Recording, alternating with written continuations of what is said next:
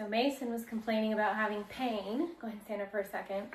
In the back of his shoulder, right around in here. Was your neck bothering you too? So the neck and the shoulder up here. So I wanted to talk today about some things that you can do if students are having pain there. They should not have pain there. One of the things we did was adjust his chin rest. And we got one of these chin rests that sits over the tailpiece and sits a little higher. Sometimes, well, let me get to the first thing here. The number one reason why students have pain there is because they are putting their head down and often squeezing into the chin rest. And that is what's causing that pain all back in the neck and shoulders. So the first thing you want to do is check and make sure the height of the chin rest and the shoulder rest matches the distance between their shoulder and their chin and their jaw. The other thing, you want to make sure that the shoulder rests are easy to deal with first, honestly. I would address the shoulder rest first. It should fit their collarbone flush all through here. And it should be the type of shoulder rest, if it works for them, when they put the violin up and the shoulder rest on, it should be immediately comfortable. There shouldn't be any discomfort or feeling like the violin is gonna fall or anything like that. If they have that feeling, then keep trying shoulder rest. You can go to a violin shop and try out shoulder rests very easily. You can also use shoulder rests that are just air. I forget what they're called off the top of my head though.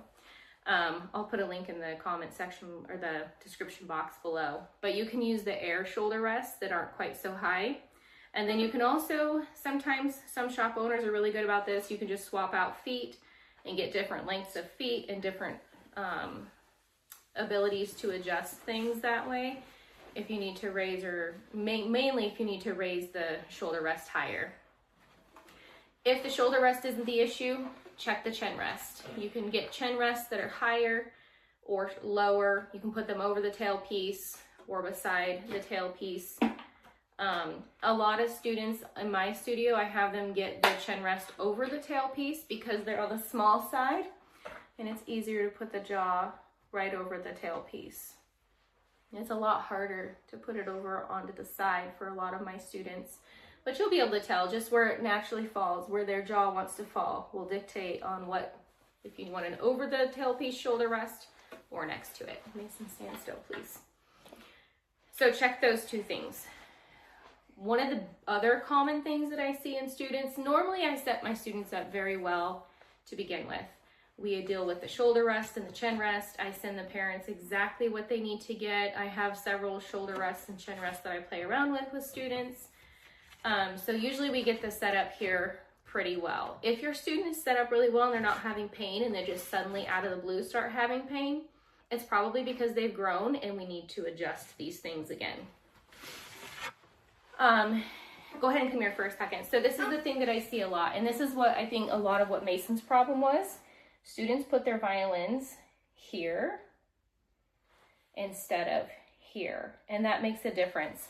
Because if we put the violin more in the front, we have to bring our head down. And that's what's going to cause that tension in the neck and down in the shoulder. But the violin belongs on the collarbone, not necessarily on the shoulder, but here off to the side, so that we actually rest our face. And kind of like I tell my students, sleep on it like a pillow.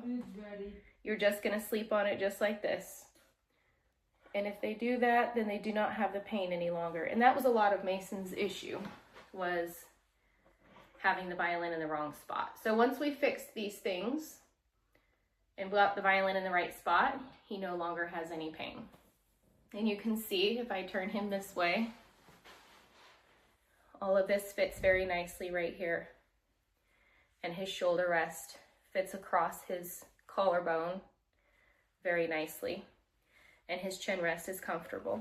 So when a student is set up correctly on their violin, they should be able to hold the violin comfortably here without any hands up and not feel like it's gonna fall. And it should be very comfortable. No pinching, no pushing, no, sometimes the chin rest will jam up into their jaw. None of that should be happening.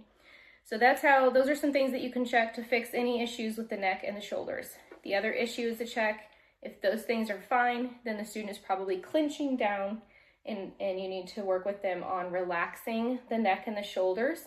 And one thing that I do with that is I have them put their violin up and then just drop to the side and make their shoulders very heavy. And when they start relaxing the shoulders, it almost kind of naturally relaxes the neck muscles. And then sometimes I will come over to them.